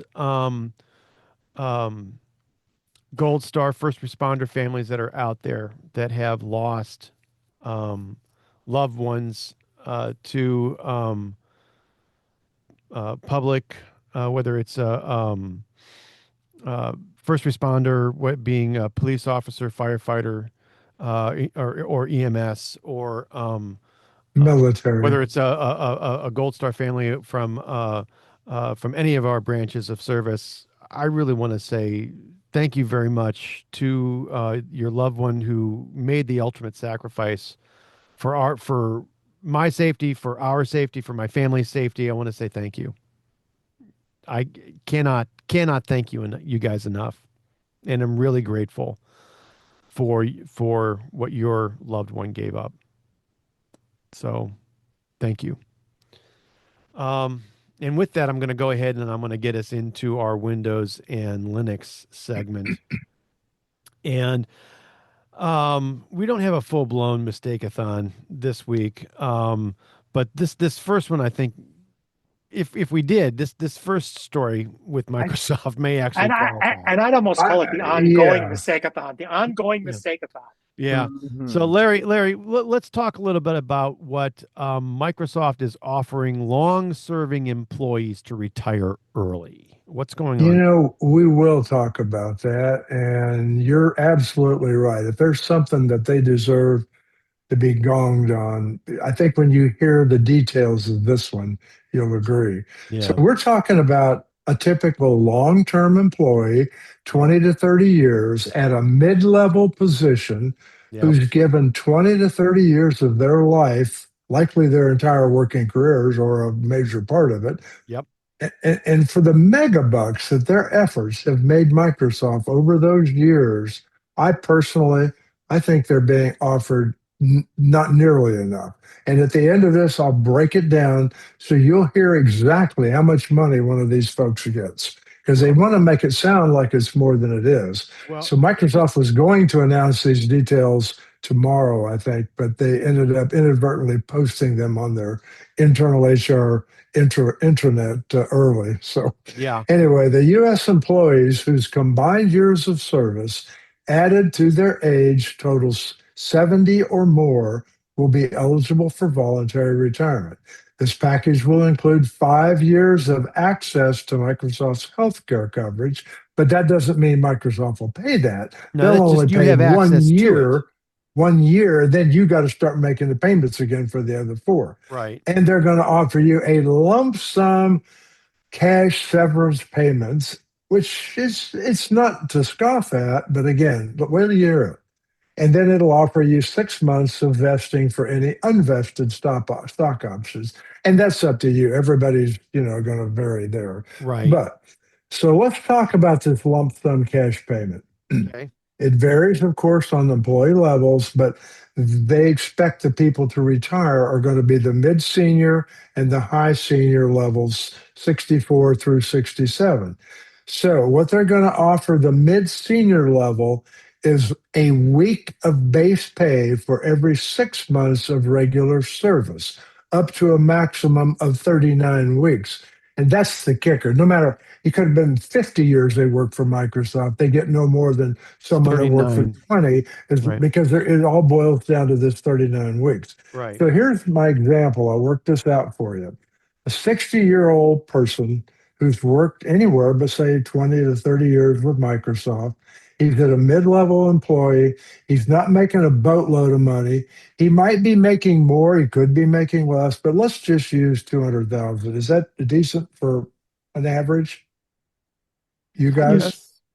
Could be. Okay, it might be more, but that person will end up with 325,000 before taxes. Uh-huh. Is that enough? No. Come on. No. I do not think so. Well, all Because right, no, that that's equates just to about severance, but that's just 170,000. severance, though, right? That's just severance. 170,000 severance is what it. All right, severance, and then they've got whatever they have in their 401k and whatever stock I get options that they've that. got, and they get a free 6 months worth of vesting. I don't So say it's a bad deal. Don't take me no, wrong. I just no, and I'm not I saying think it's a good deal. Microsoft has I'm not got a saying it's lot good. more out of them than that. Oh, absolutely. They've gotten more than $370,000 worth of value Thank you. out of those folks, especially if But they've been with them for 20 plus years, you know? you know what? I think though that this is typical of many companies these days. 30 years ago when you retired, your benefits were far greater than this. It Oh, was less money back then, but it but that was money greater went benefit. farther than it does now. So you may get more money now, but the actual value, I think, was probably more back in the day, you I'll know? never in my life forget my neighbor who, rest his soul, has passed away now, but it was 1985. He Yeah. retired after 35 years selling clothes for Sears. Yep. And I asked him what his payment, his retirement was. He said $600,000. in 1985. That's a boatload of cash in That's a 85. boatload of money. Yeah. Bottom line is, I just think they're sort of screwed over some of their people. Yeah. Well, I can But say that whatever. we did a retirement offer recently where I work, and uh, it was less than that. Wasn't as good as that, and it was considered to be an industry standard kind of number. So Yeah, that's what I'm saying. I don't think anybody's getting anything. Now we have to remember that many of the Microsoft employees are West Coast, incomes are higher, cost of Oh livings yeah, are that's higher. true. So some of True. these numbers are more in line with what is happening there. I mean, what Microsoft has other campuses, but a lot of it is West Coast stuff. So the numbers may sound inflated, but they're really not. Right. No, I and want to go ahead and give everybody a little bit of relevance here, Larry. All right, that $600,000 that guy got back in 1985, if it were converted into 2026 dollars, all right, the amount is just absolutely bonkers. So you're right, it's not insignificant. All right, that's equivalent to $1,856,988.85 in 2026. So the guy got almost $2 million worth of value. All right. right. You would not get And, any. and back then, Sears paid tremendous, They did very tremendous well. I salaries did. and retirement Yeah. packages. Yeah. So it's an amazing thing. The problem that you've got now is that companies nowadays, you aren't going to get anywhere near. I mean, as an example, the example that you're giving here from Microsoft is less than half of that, right? What Yeah, that guy got in 85. right. And, you know, um, 2 million versus 300 and how much? 327, 370 some. What was it? What's that? Where? The amount that Microsoft is giving in terms of severance is 300 and what? About 325 at the low end. Oh, 325,000 at the low end. thousand. All right. So, It's double that for the higher two grades. all right. So, all right. But at 300 and some odd $1,000, I mean, you're a million and a half light. All right. Yeah. And I wouldn't want to, if you're retiring today or this year and you don't have $1 million in your retirement account, you're probably screwed. And by the way, my friend who retired from Sears back then, he and his entire immediate family, which was just his wife, had free medical till they both died. Yeah. So absolutely nuts. But that was then. This is now. So Yeah. anyway, And that, so between you and me, Microsoft isn't giving enough, especially when they're where are they in terms of market cap? Are they in the 4 three, trillion club? 3 to 4 T, aren't they? Is Microsoft in the 4 trillion club? I think they're three something. They're Okay. close to 4. They're close to it. All right. Well, I'll look it up while you're going. yeah, so the issue here is that they're taking a $900 million charge. All right. A one-time $900 million charge for this program. So they're expecting to spend no more than $900 million for all the folks that they are expecting to see retire. 3.11 trillion. All right. And if not enough people retire, I guarantee you there's going to be a layoff. Yep. I wouldn't doubt that at all. And it really just bothers me. And then they won't get that much either. No, if no. they're At laid that off. point, Microsoft is not going to go. I mean, they'll have money left over from that $900 million charge. All right, they'll take a $900 million write off. But Well, that 60-year-old person sort of equates to two of you guys, and almost Joel, but maybe 5 or 6 years. But yeah, that's scary. I mean, it is. It is. that's not the kind of money you need to last you the rest of your life. No, Yeah. no. So anyway,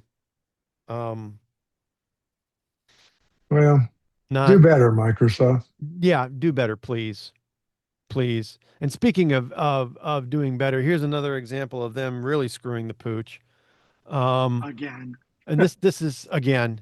Um, I saw this, and I'm like, this can't be right. This can't be right. You know, first of all, it was on NeoWin, and we all know that's one of our favorite sites Got from to be right. of editorial accuracy and whatnot. But or at least originality. But I saw this and I'm like, you've got to be freaking kidding me.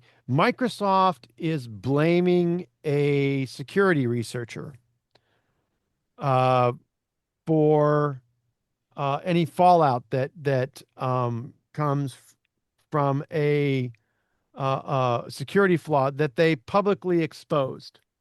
All right, um, which I think is really low and underhanded, but that's just me. Um, Microsoft has published a interim patch for this, and this is something that really just reflects and is related to BitLocker in their Windows recovery environment, so the WinRE environment.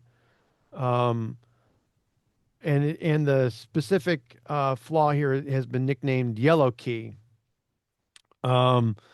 But earlier this month, at least according to NeoWin, they had reported that they had an article that detailed the happening of a security researcher disclosing information on a security vulnerability that allowed users to bypass BitLocker.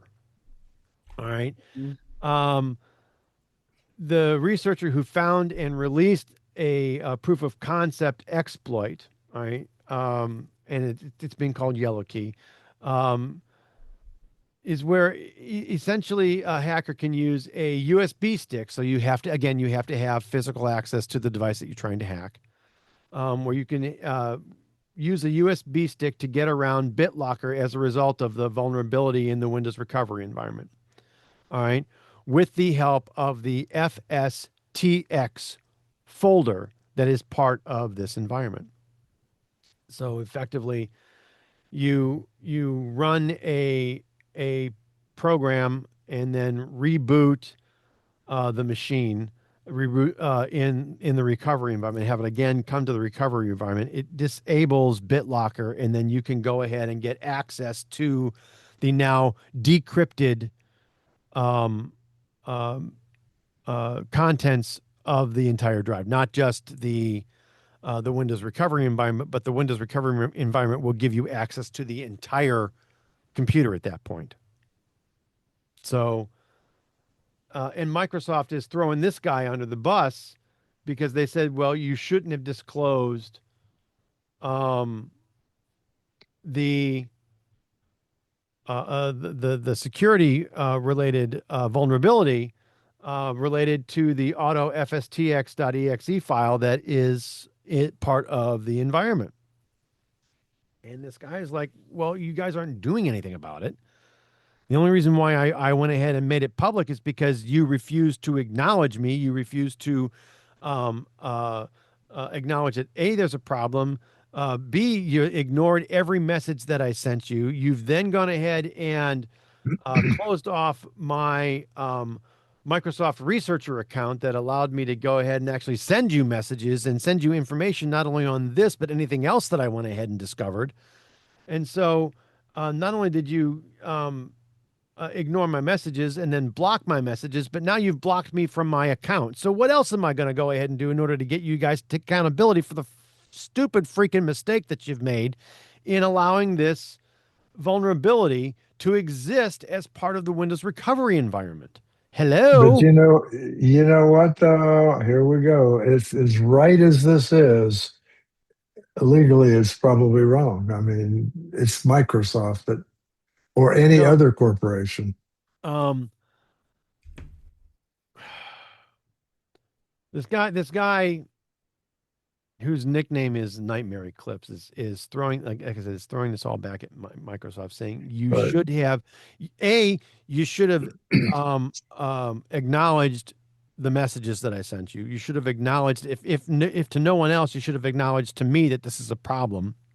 And then we could have worked together in order to go ahead and come up with some sort of resolution that you could have published and taken all the credit for. But you completely ignored me, and then you threw me under the bus. Mm. Ran over me and then shoved the damn bus in reverse and ran over me again. So he's putting it all back on Microsoft, alleging that the company's it's their fault from the very, very beginning. So He won't be getting $325K. no, he will not be getting $325,000 for forced retirement. But it's obvious this guy doesn't work for them anyway. But No. the point is, you know, Microsoft may have a point in you shouldn't have told the entire world, but at the same time, they should have come back and said, yeah, you're right. This is a problem.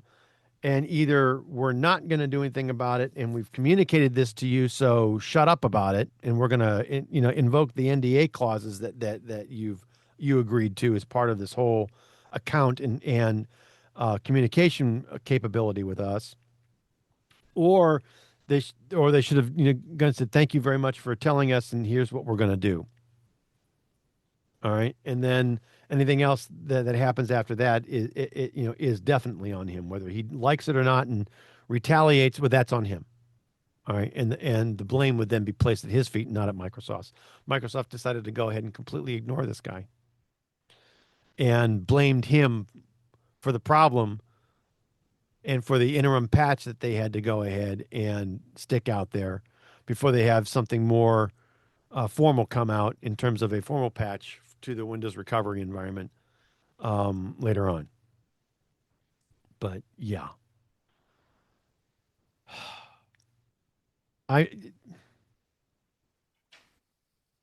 if that's not an absolute shit show, then I don't know what is. So anyway, I'm going to move us to our next story, which is equally just as disappointing and also AI related, but it's Copilot AI related. Microsoft has got an update to their Copilot app that effectively turns Copilot into some level of sidebar that takes any. I mean, it occupies probably the last, 20% of the right side of your screen. And if you've got any windows that are in that last 20% of the right side of your screen, this thing pops up, this whole window, it pops up like a sidebar and shoves any window that's in its space completely out of the way and to the left. Get out of my way. I'm here now. And I'm going to go ahead and answer these questions. How may I help you today? Oh, you didn't ask me anything. That's Thank you. okay. All right. But you can actually at that point. I mean, if effectively you hit you hover over the down arrow, not the minimize button, but the down arrow button that's to the left of the minimize button, and that's really kind of where you get sort of the snapping options for the app, for the application, right? That's where this sort of comes into place, and it defaults to the right side of the screen. So if you don't choose anything and you just minimize it, when you call this thing back up, it'll go ahead and sidebar itself up and shove everything over to the left. Unless, of course, then you go ahead and you maximize it. Then it'll take up the entire screen and go over the top of everything. But this isn't a pop over. It's a pop up and a dock on the right side of the screen by default and shoves everything left. Or if you want it on the left side of the screen, it'll shove everything right, taking up at least 20% when it sidebars itself up out of this. Excuse me. What happened to Microsoft saying, we hear you, you don't like Copilot, we're going to get it out of your face? Did that It's going back to its suspend original itself? UI UX routes after all of the design revamps that it's had. That's what's happening. I made the comment weeks ago that that whole "we're going to back off" was a bunch of bullshit. And I stand by And that. here's the proof. And here's the And proof. Here's the proof. Yep, So it is. It's garbage. I have a really huge problem with the way that Microsoft is implementing their AI user interface, their AI Oh, UI. yeah. All right, their AI UI. All right, within Windows. I have a huge problem with this because they've effectively shoved not only your programs but your user experience and your satisfaction with the user experience to You know, to one side. for over a year, we've Apple's taken a lot of heat for what they didn't do and what they promised they were going to do with AI Right, and Siri. right. But in retrospect, Uh-oh, Larry froze. In retrospect, Larry, you you know froze. what? Maybe them a better way because they're learning a lot by the mistakes of others. Larry, you froze. Say that again. In retrospect, what? I'm frozen now. Can you hear No, me? no, No, no, you're no. I No, fine can hear you now. now. I can hear you No, now. I'm But when just you said saying in retrospect, so yes, in retrospect, Microsoft not taking the high road and doing what Google and others have done, Microsoft with AI, might not have been a bad decision because they've learned a lot from the lessons, all these things that we've done wrong with Copilot and Gemini, all of them. I mean, and they're taking advantage of that. So when they do bring out AI, there's a good chance it'll be a lot better than what we have now with the others. well, that's the hope. that is the That's the hope. And hope, I would anyway. say that would be the hope for Google. I would say that would be the hope for Apple, definitely, because they haven't come out with theirs yet. Right. Right. I would definitely hope that they learn from all of the mistakes that Microsoft and OpenAI and Claude and or Anthropic rather, who makes Claude, have made over the last couple 3 years and are going to do something different about it. Hopefully that they're going to go ahead and make better decisions, better design decisions, better implementation decisions, better usage decisions, better training AI training decisions, the way that they use data and retain data and where they store it and blah blah blah and how they use it. Hopefully, they'll make Google and Apple will make much better decisions than Microsoft because Microsoft has done a really good job, at least in my opinion, of demonstrating what not to do. But but that's just me. That's just me. But that, kids, is our Windows and Linux segment for the week. And I'm going to go ahead and push us into the back half of the back part of the back part of the back part of the show and take us into our tip of the week segment. Before we get to the actual tip, though, I want to remind everybody, um, iTechGear was founded specifically with the intent of making technology easier for everyone to use and especially understand. There's a lot of things that are happening very, very quickly nowadays, especially with AI, that I know a lot of folks aren't exactly understanding how it does how it does what it does or why it does what it does. And this team specifically has dedicated their writing careers to that specific purpose of making things easier to understand. So every week, as part of the show, the iTechGear Weekly will feature a new computing tip authored by one of our fabulous editors. And if you have questions, concerns, comments, requests, suggestions, you can send those over to tips@itechgear.org. And if we go ahead and we use your information there on the show, hey, you know what? We're going to go ahead and give you your 15 seconds worth of fame. This week,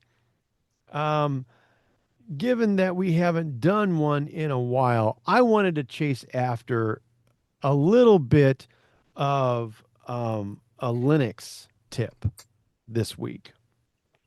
So, and some things that will hopefully be a help to everyone that's using Linux, and that's in updating your Linux based software, whether it's the actual Linux system or whether it's um, third party software that you've installed. here's a way that you can go ahead and speed up your package downloads. All right. Nothing will kill your productivity or your work momentum like watching packages download. All right. Whether you're doing it in the background and checking on it occasionally, or whether you're just sitting there watching the bits and bytes tick up. Right. By default, any Debian-based Linux uses a generic mirror, which is effectively an alternative download site, which may or may not be anywhere near you geographically to download software. You can fix this by switching to a mirror closer to your specific geographic location. And you can go ahead and do that by updating a file on your computer, on your Linux-based computer called sources.list. You can use a program called Nano that every Linux distribution, every Debian based, which is going to include Ubuntu and all of its derivatives. And Nano is a text editor, so you can use Nano to go ahead and edit that particular file. So you type sudo at a command prompt. You go ahead and type sudo sudo nano, and then this is in your etc or etc. It's not etc. but etc. etc and apt folder, or your apt folder in your etc, which is part of your etc folder, and edit sources.list. And you can then go ahead and include US-based mirrors closer to you. All right. In this particular file, you'll see the actual structure of the information that's in there, and all you've got to then is find the appropriate URL and IP information in your sources.list folder. Throw them in there. Throw those appropriate updates in there, and then save that file, and make certain that it does get saved. And then next time it goes and tries to download something, if it finds if what you're looking for is on that particular mirror, it'll download from that mirror as opposed to anywhere else. Now, I know this is a little bit more complicated than we may have included before. And if you're using Linux, you can't get away from A, the command prompt, or B, any kind of additional thing like this where you're going to update a specific file. But the idea here is that geographically closer is going to be faster for you, and you'll be able to get that software down to you a little bit quicker. I'm going to have a full update out on the website, so look for that in the next week or two. You just need to make certain that the information that you've got out there or in that sources.file is accurate, and it is up to date, and it is an active mirror. So you can go ahead and make certain that all of this is there, and think of it like choosing a shorter checkout line. All right. This is going to give you a faster download, and therefore it's going to be faster coming down, faster install, and you're not going to sit there and wait for God knows how long in order to get this software installed. So I have step-by-step information out there, along with some examples of what's actually in the sources.list file so that you can see it and you can know what to put in there. There you go. And there you go. That is our tip of the week.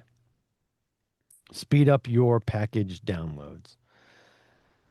Going to move us to our pick of the week segment. And before we get to this week's actual pick, again, I want to remind everybody that our show picks are typically hardware, software, and other items of interest that we have individually purchased and actually use, and that we like enough that we want to go ahead and recommend them to you, our growing listener base. Again, kids, these are not paid advertisements or anything that we have any kind of an affiliated marketing relationship with. These are just things that we believe in, and if if they were something that we had any kind of a affiliated relationship with, well, then we'd have to go ahead and follow the editorial policy on iTechGear.org and notify you about those kinds of things up front. Again, these are just things that we believe in and we want to share with you at the end of each show. Why, Larry? Because we like you. And you've got the pick, Larry. What did you pick this week for us? All right. My pick is simply put, it's an Anchor 8-in-1 USB hub. So Anchor makes a lot of different hubs and docks, and I'm going to take a wild guess. There's probably a gazillion or two more for sale, most of them on Amazon, Uh-huh. with names we can't pronounce. And but actually having a large selection of hubs and docks isn't all bad because I'm a believer in that almost every user has a varying need for this seemingly ubiquitous device. We Sure. all use them of one type or another, but all of our situations are different. We have different computers, different hardware, different peripherals, and we have different numbers of USB-A devices. They just won't go away, will they? And USB-C devices, maybe a micro USB or two, some SD cards, micro cards, mini, micro, whatever. The list goes on. My Sure. point is that since I started using my MacBook Pro M5 16-inch as my primary desktop, Yep. the included ports just aren't quite enough. I mean, I could get by with them, but I just don't want to. Plus, with that MacBook Pro kind of neatly positioned here in front of me on a nice stand, do I want to have tons of cables hanging off that thing? Do I don't want it looking like Jeff Foxworthy's front yard? So the Oh answer my is no. goodness. No, yeah. So with this particular USB hub, or if you happen to buy one that better suits your needs, just do yourself one big favor. Purchase a brand that you know and trust and you're familiar with. Personally, I've sent too many of these things back that like I said, I couldn't pronounce their name. Sure. Personally, I use nothing but Anchor for my own third-party power bricks and hubs and docks and Sure. similar devices, though I always use OEM power cables. I don't care if it's an Apple device, a Uh, Google hub here. I'm going to use so their cable. An anchor let, cable.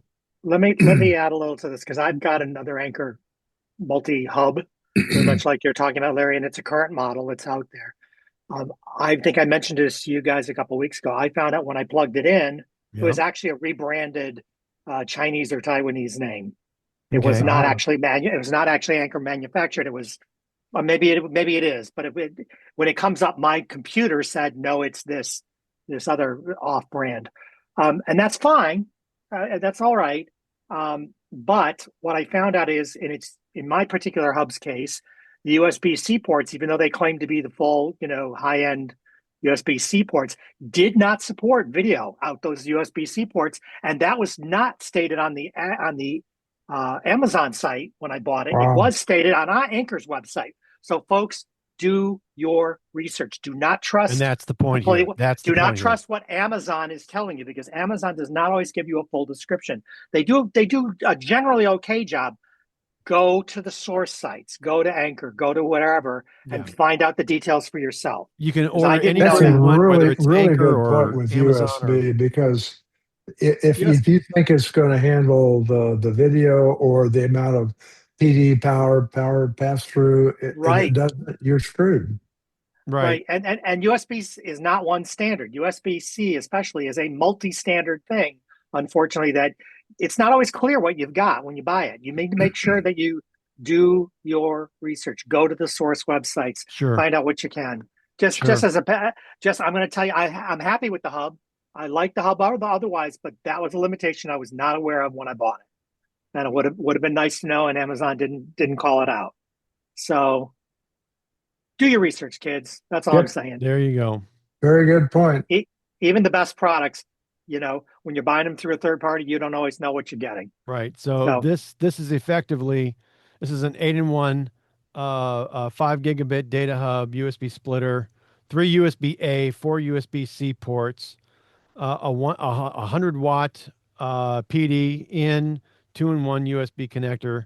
All right, and it works with your MacBook Pro, your iPad, and just about any USB-C or USB-A enabled computer or device. And it come with a USB-C or I'm sorry, USB-A to USB-C converter, so that you can use it with with the USB-C cable that is actually attached to the device. And it has Something else along the line of what Chris Gavula mentioned. Yep. Just because on the Amazon description it says works with MacBook Pro. Older MacBook Pros have a 65-watt pass through. The new ones have a 90. So, Yep. Be very careful. Again, Yep. know the specs of what you're buying. Know what you're getting. Yes. And know what you need. Know what you need. Right. That's And that's a big thing. Right, because this has got half that in terms of an adapter. It's just a 45-watt adapter that's included. Well, and that's Right. another interesting point. The one you're showing, Larry, that you bought, it includes a 45-watt adapter, but it's capable of of 100 passing watts. through a high 100 watts, but it 100, doesn't come with right. 100 watts. So you No, think you have a no. full 100 watt and you're trying to No. split it up from, that's a lot of USB ports. You're trying to split it across that, and you've Right. only got the 45 watt that came with it. You're not going to get what you think You're you're not going to get 100 watts. Yeah, 45 watt in does not make 100 watts out. Nope. Nope. I know. This is why there's so many of these things. You got to Yep. pick and choose. You Yep. got to pick and choose, and trusting your brand is a good place to start, but read the details. Go to the brand's source website, read the Yep. details, Yep. learn what you can. It's awesome stuff. But but they do make some great stuff. I got to be honest. I've got one other than this limitation I mentioned. I love it. And I've been very happy with their products. Yep. Anchor's a great brand, and we love them. Anyway, so that, kids, is the pick of the week, and that is the show. This has been the iTechGear Weekly, episode number 171. Thank you for your sacrifice. 2026. Recorded live Sunday, May 24th, day before Memorial Day. Live from iTechGear Central. As I said, I'm Christopher Spera for Mr. Chris Gavula, Brother Joe McLaughlin, and Dr. Mr. Larry McJunkin. I want to say, hey, we will see you next time.